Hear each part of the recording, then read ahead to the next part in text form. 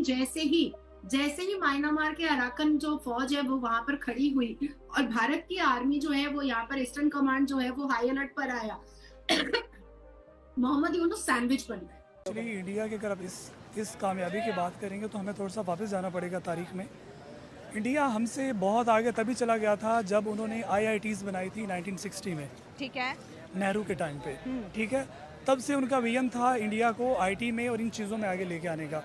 21st century is the century of data. को उनकी मदद करनी चाहिए, ये सवाल हर भारतीय के मन में है। भारत में अब मांग उठ रही कि बांग्लादेश के उत्तरी हिस्से को भारत में शामिल किया जाए। ये कदम न केवल अल्पसंख्यकों को सुरक्षा देगा बल्कि भारत की सीमाओं को मजबूत करेगा। वहीं बांग्लादेश को ये समझना होगा कि भारत की उदारता को उसकी कमजोरी समझना उसकी सबसे बड़ी भूल साबित हो सकती है। जय हिंद, स्वागत है आप सबका दी तथ्य न्यूज में। साथियों, पिछले 2-2.5 महीनों में अगर हम देखें, जब से शेख हसीना भारत आई है, 3 महीने ऑलमोस्ट, इसमें शेख हसीना का ना कोई वीडियो सामने आता है, ना उन्होंने खुल के कहा कि नहीं मैं जंग का ऐलान करती हूँ, ना कुछ भी नहीं हुआ। पूरी तरीके से साइलेंट मोड में थी। इसका मतलब क्या था? शेख हसीना तैयारी कर रही थी और आज भी तैयारी कर रही है। आज भी शेख हसीना के पास में उनके लोग गली गली, कूचे कूचे, बाड़ी बाड़ी में, जिसको बोलते हैं ना बांग्ला में, बाड़ी बाड़ी में मौजूद है। शेख हसीना के पसंद करने वाले, शेख हसीना के सपोर्टर, शेख हसीना को जो है वो अपना एक नेता मानने वाले लोग आज भी मौजूद हैं। बस वो कई कारण थे जिसके चलते उनको मारा पीटा। बहुत आवामी लीग के लोगों में माइनॉरिटी के बाद, वहां की जो माइनॉरिटी है उसके बाद सबसे ज्यादा कोई टारगेट किया गया तो वो है आवामी लीग से जुड़े हुए लोग, आवामी लीग के कार्यकर्ता, आवामी लीग के नेता। उनके घर जलाए गए, मकान जलाए गए, दुकान जलाए गए, फैक्ट्रियां जलाई गई, सब कुछ किया। अब लेकिन वो लोग दोबारा से प्रतिक्रिया दी। नतीजा ये हुआ कि बांग्लादेश को कुछ घंटों में ही ये पोस्ट डिलीट करके भागना पड़ा। भारत की कड़ी प्रतिक्रिया ने बांग्लादेश को यह एहसास दिला दिया कि ऐसे कदम उठाना उसके लिए बहुत भारी पड़ सकता है। अब सवाल ये उठता है कि क्या भारत को बांग्लादेश के उत्तरी हिस्सों जैसे रंगपुर, खुलना और सिलहट को अपने नियंत्रण में लेकर वहां अल्पसंख्यकों को सौंप देना चाहिए।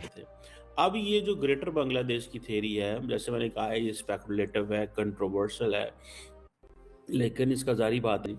ये आपको महसूस हुआ होगा कि जब जो पन्नू के बारे में इल्ज़ाम जब कनाडा ने लगाए तो इंडिया ने कैसे रिएक्ट किया, लेकिन निजर के बारे में, सॉरी, जब पन्नू के बारे में बात हुई तो Indians didn't respond the same way.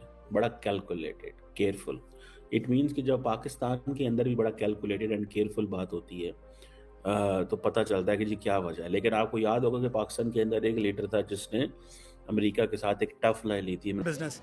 और आज इंडिया दुनिया का पांचवी बड़ी इकॉनमी है और इंडिया अपने आप के खुद, when you ask their external minister S Jaishankar कि आप किस साइड में, if you whether you are on western side और चाइना और किस ब्लॉक में, तो वो कहता है मेरी एक अपनी साइड है।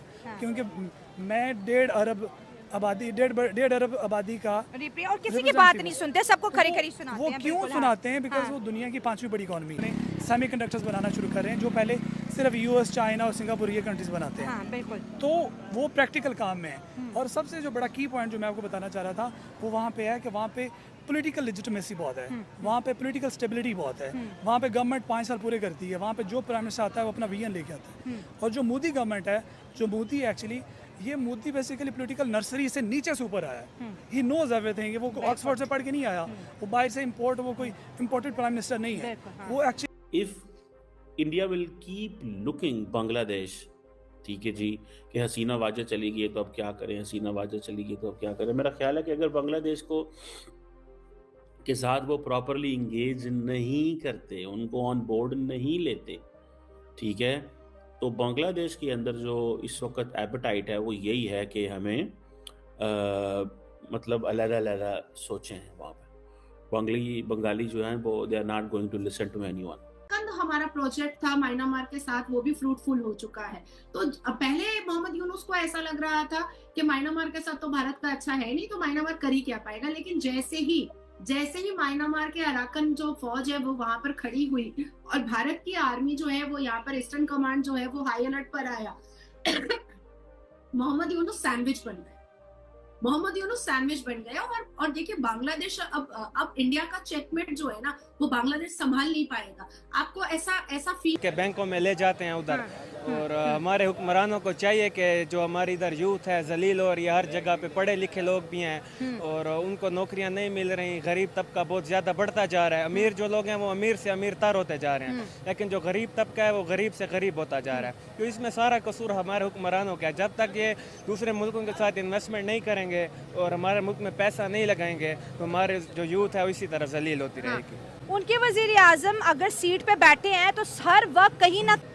और ये बात कहना कि मोदी साहब जो है ऐसे ऐसे काम कर रहे हैं, ऐसी बात कोई नहीं है। पाकिस्तान में भी है, बहुत डेवलपमेंट हुई है। आप पिछले 40 ईयर्स का रिकॉर्ड देख रहे हैं, पाकिस्तान हर चीज़ में आगे था इंडिया से, ऑलमोस्ट एवरीथिंग। सर जब से हमने होश संभाला इंडिया एक दफ़ा IMF के पास गया, हम 23 से 24 दफ़ा IMF के पास चले गए। जी आपकी वो बात बिल्कुल ठीक है, लेकिन आप ये भी देख रहे हैं कि आपके जितने भी यहाँ पर नेबर कंट्री है, आपका सिर्फ नेबर कंट्री का आपके ऊपर दबाव नहीं है। आप वेस्टर्न जो वेस्ट है सारे के सारे पाकिस्तान का इंटरेस्ट इंडिया में है, इस वजह से वो इंडिया का। हाँ जी, इंडिया में वो देखो एक चाय का खोखा लगाता था मोदी साहब, देखो आहिस्ता आहिस्ता वजीर आजम कितनी बार दूसरी तीसरी दफ़ा वजीर आजम बन गया। देखो अवाम खुशहाल है तो उसको तीसरी दफ़ा वजीर आजम बना। हमारी जो गवर्नमेंट चोरों की गवर्नमेंट है। देखो वोट से कौन आया मुझे बताओ, कोई वोट से आया? गवर्नमेंट इंडिया के लिए टिल डेट जो सेन माइंडेड लोग हैं, जो एक्चुअली रैशनल लोग हैं, जो इस बात को जानते हैं, इंडिया के लिए टिल डेट तू झूठा तू चोर तू चोर। अब हमारे सामने सेमीकंडक्टर का हब बनने जा रहा है एक मुल्क जिसके पास अभी टेक्नोलॉजी नहीं है सेमीकंडक्टर, वो स्ट्रगल कर रहा है। क्या ये चीजें हमारे जो पॉलिटिशियन है या हमारे वजीर आजम तक नहीं पहुंच रही कि वो देखो किस तरह से प्लान कर रहे हैं? देखो दौरे मांगने के लिए नहीं किए जाते, दौरे बिजनेस के लिए किए जाते हैं। अगर उनको 4-5 लाख मोदी साहब को सैलरी मिल रही है तो हमारे वजीर आजम को भी मिल रही है, क्या कुर्सी पे बैठने के पैसे दिए जाते हैं? मैडम फर्स्ट ऑफ ऑल हमारे प्राइम मिनिस्टर काम तो तब करे जब उसकी कोई लेजिटिमेसी हो। अच्छा, वो भी आपको सिक्योरिटी नहीं दे रहा, वो भी आपको वो अपना वो जो है ना वो चाइना के बैंक ने क्या $6 बिलियन निकालो हमारा, अब आप कितना हम आपको रोल ओवर करें? वो तब करते हैं जब आपकी गवर्नमेंट की लेजिटिमेसी होती है, जब उनको पता होता है कि यार ये अवाम की गवर्नमेंट है, अवाम के चुने हुए नुमाइंदे आए बैठे हुए हैं, इनकी कोई क्रेडिबिलिटी नहीं है।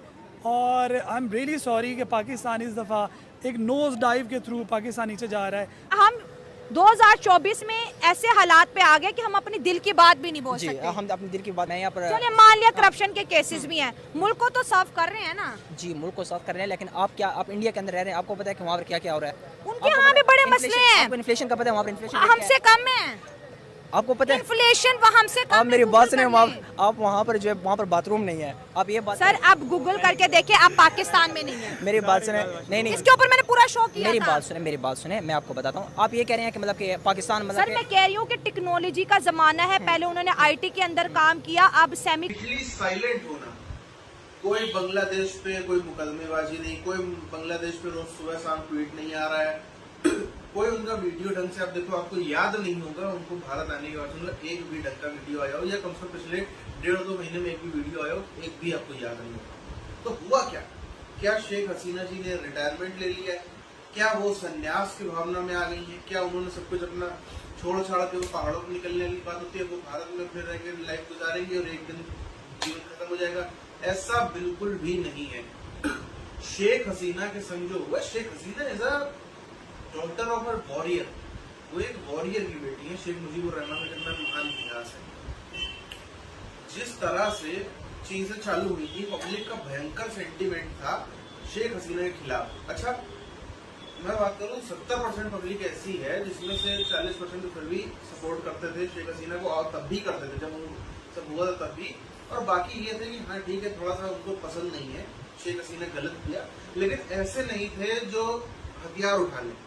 ये मात्र चंद पब्लिक थी जमाते इस्लामी के द्वारा भड़काई हुई, कुछ बौखलाए हुए छात्र जो आज भिगमंगे घूम रहे हैं, जो आज बेरोजगार घूम रहे हैं, वही उस समय पर ऐसी बातें कर रहे थे।